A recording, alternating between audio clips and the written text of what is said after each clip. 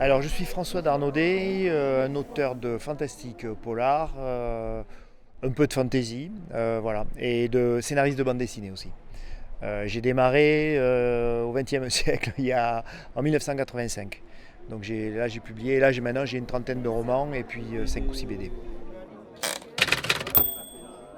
C'est-à-dire que moi j'ai découvert la littérature par le biais de la science-fiction américaine.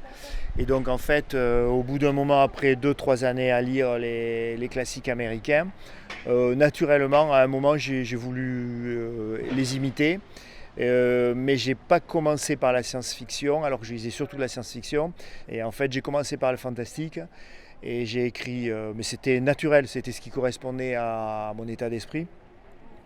Et puis après le fantastique, j'ai aussi rencontré un copain qui s'appelle Thierry Dorel, qui lui ne lisait que des romans policiers. Et donc en fait, mon premier roman, c'était un roman policier coécrit avec cet auteur-là. Et le livre que l'on avait fait s'appelle Le taxidermiste. Et donc c'est pour ça que j'ai fait policier et fantastique. Alors j'ai sorti l'an dernier deux fantastiques inédits qui s'appellent le Mobius Paris-Venise. Donc le Mobius, c'est en référence à l'anneau de Mobius. Et un autre qui s'appelle le Minotaure d'Atlantide, qui lui est un heroic fantasy. Ce sont des livres qui sont dans le même univers, mais qui ne se suivent pas. C'est-à-dire que c'est un cycle, c'est le cycle des passages Paris-Venise.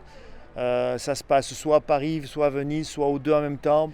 Mais chaque tome appartient à un genre. C'est-à-dire que j'ai fait le genre, un qui est un thriller fantastique qui s'appelle Les Dieux de Cluny, qui était le premier tome. Puis après, j'en ai fait un purement fantastique qui s'appelle Le Papyrus de Venise, et qui a été réédité l'an dernier. Et donc je suis aussi ici pour celui-là. Puis après, j'ai fait un qui est purement fantastique, mais du fantastique poétique surréaliste, qui est le Mobius.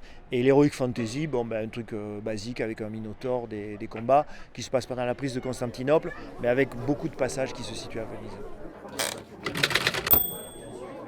Venise. L'actualité, je suis scénariste sur une bande dessinée. On a sorti les 4 tomes.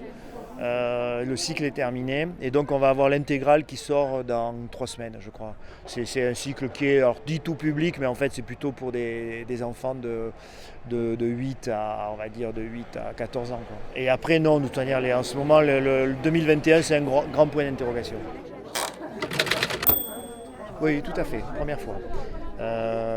C'est-à-dire que j'ai eu Georges Fauveau comme directeur de collection chez Rouge Safran.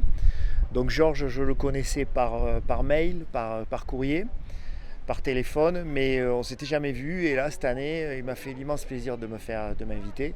Et donc déjà, j'ai enfin vu Georges Fauveau en chair et en os, il existe bien. Et ce n'était pas un androïde. Et voilà, et donc je suis très content d'être là.